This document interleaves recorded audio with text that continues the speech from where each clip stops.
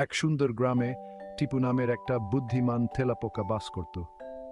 টিপু সবসময় নতুন কিছু শিখতে খুব পছন্দ করত। একদিন টিপু তার বন্ধুদের বলল, চলো আজ একটা মজার খেলা খেলি। আমরা সবাই একটা লাইনে দাঁড়াবো, তারপর এক এক করে একে অপরের কানে কানে গোপন কথা বলবো।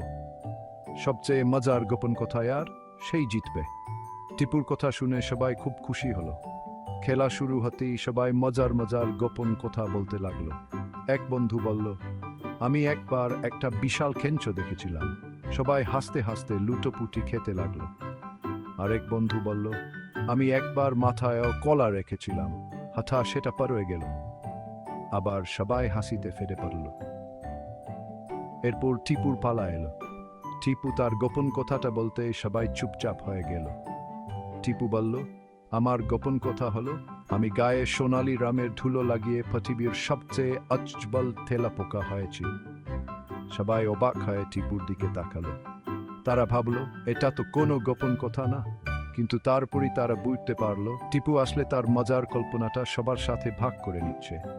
সবাই হাসতে হাসতে বলল, টিপু, তুমি তো আমাদের একটা মজার গল্প শুনিয়ে দিলে। এভাবে টিপু তার বন্ধুদের সাথে হাসি ঠাট্টার মতক দিয়ে আনন্দ ভাগাভাগি করলো।